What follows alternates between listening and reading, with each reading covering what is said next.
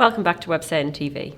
I'm Gemma Houghton, and today I'm joined by Mel Carson of Delightful Communications, and we're going to talk about influencer marketing and digital PR. Hi, Mel. Hello, Gemma. How are you? Very good, thank you.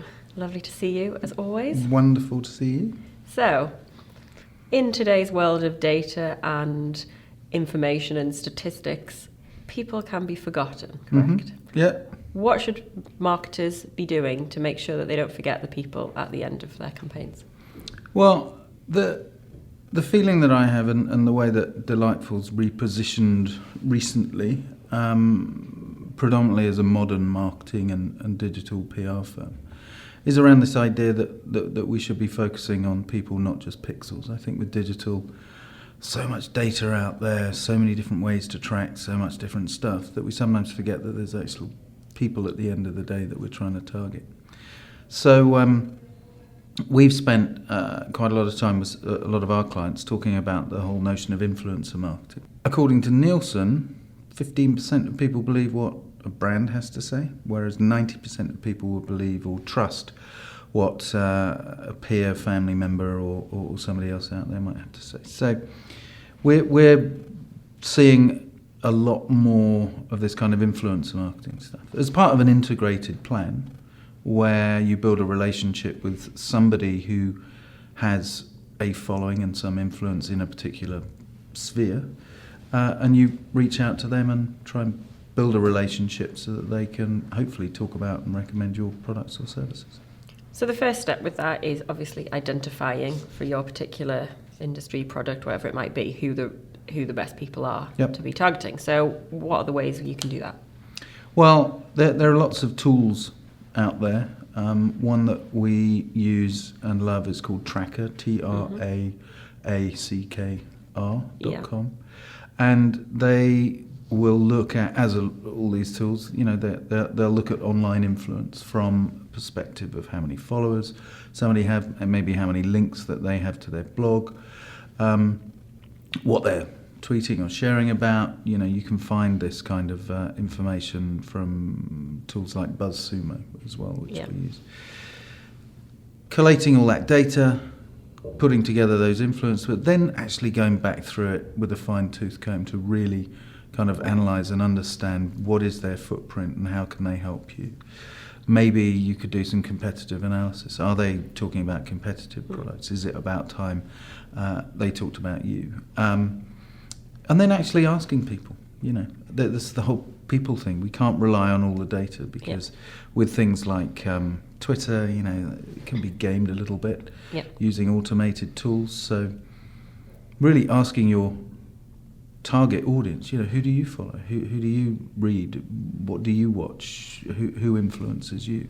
And using that kind of quantitative data as well as the qualitative and the anecdotal stuff, putting together a good plan and a plan to do some outreach and start the campaign, basically. Yeah, because it's not all about the numbers. It's just because somebody has a lot of followers doesn't mean that they're going to be the right person to talk about you. Or and people do get clouded by all that. They suddenly see someone's got 100,000 followers, but they miss the fact that they're following 101,000, and that's because you need to think you're a fit as well, I guess, if the style they use, if the kind of messages they say about other things fits with your brand as well, because that could be a bit of a challenge if you don't get that right. If some people are more free and easy with their language, shall we say, across social networks, and some brands wouldn't necessarily want to be associated with them. But I think that the key to it, and we get a lot of people coming to us saying, I'm just trying to sell a handbag. I want as many people to just tweet it out as possible. There are platforms that allow you to do that influencers will sign up to because they've got lots of followers on Instagram, and we call that kind of transactional. I'm more interested in working with clients who want long-term relationships with influencers who can not only influence their audience with your product or service, but they can help influence your product by giving you expert advice and feedback and help you grow, as part of your product growth and pipeline. So obviously getting in touch with building these influencers and using them is not a case of sending them an email saying, hi, we've got this product, please share it on your social media website. So, and they probably, if they are influential, they probably are going to have various people asking them and sharing things with them. So how do you approach that? How do you stand out? How do you get them interested? I think the biggest point to get across to people when they're thinking of the outreach is the big question of why. Have you done your research as to whether your product or service would be of interest to that individual, whether it would be of interest to that audience? Yeah. And then thinking about, well, where's the value exchange? Okay, you want them to tweet or talk or write a blog post. What's in it for them? Mm-hmm. For some people it would be monetary, but then there's all sorts of things with the FTC guidelines around having to disclose that kind of thing. So with us, and we predominantly work with B2B clients, it's more about that value exchange of, hey, look, we know that you have an excellent track record and you're an expert in practical basket weaving and needlework. We've got a factory. We'd love to invite you to come and see our factory and see all the different things that we do, because we'd like to involve you at the early stage of some of our product, kind of planning and stuff like that. That way you are offering more value to them than simply the, hey, we've got this, will you share it type thing. And then it becomes a two-way relationship, which should never stop. It's not a case of you only approaching them or having that contact when you've got something that you need to see it as a long-term, ongoing situation. And we've worked with clients on programs that are 3-4 years old. Mm-hmm. So and they do pay dividends. And also you think, well, there's, I don't know, you could find a ton of people who might be potential influencers that would be relevant. What's the best kind of way do you go after them all at once? Do you really hope, or not all of them, but pick a few and try quite a few? Is it better to really focus on one or two and really build that relationship? Yeah, so that's a great question. It's a bit like PR.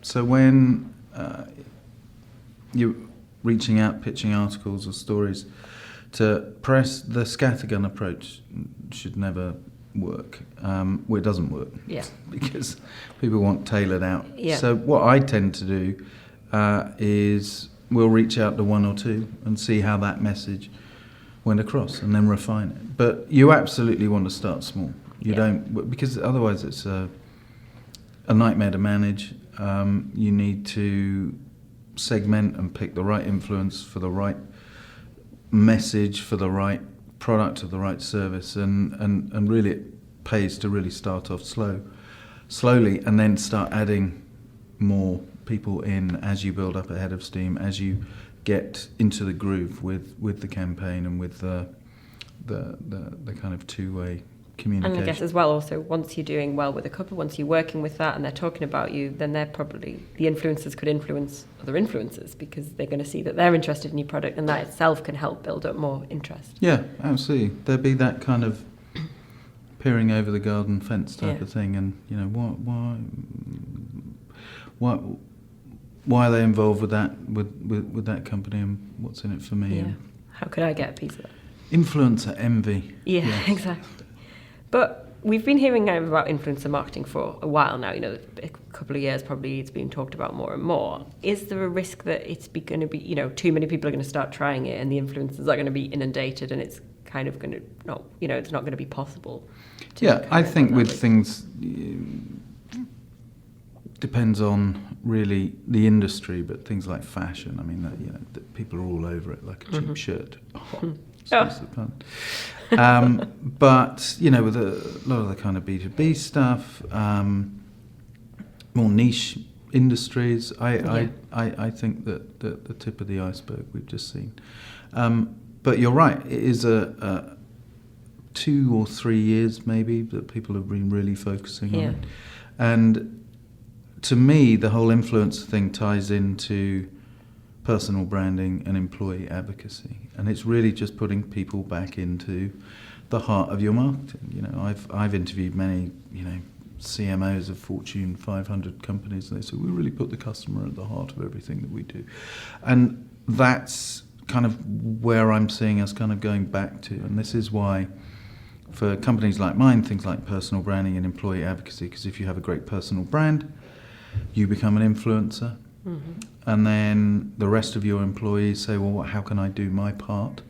And that becomes employee advocacy. So I think that I think it's still got legs as far as a tactic, but we need to think about it still as part of an overall marketing strategy. Absolutely, it needs to work with everything else and fit in with what it is you're trying to achieve as your business goals as well, I guess. Like, absolutely. Rather than just that person, oh, right, they could talk about us. Are they actually going to help you achieve what it is that you're setting out to do? Yeah, I think too many inexperienced marketers who, it's a bit like the old days with social media. The social media was always given to the young intern, yeah. you know, who because it's cool the older, more Facebook, experienced yeah. people. But if you apply traditional marketing techniques and tactics to influencer marketing, you know, about messaging and segmentation and placement and relationships and that kind of thing, then it can really start paying dividends, as opposed to just being a kind of fly-by-night throwaway thing where, yeah, I got 10,000 tweets for this handbag and I sold 5 or something like that. It's as important as any other aspect of your digital strategy. It needs planning, it needs investing in order to work properly. Absolutely. Great. Well, thank you so much for talking to us. It's been a pleasure. Thank you.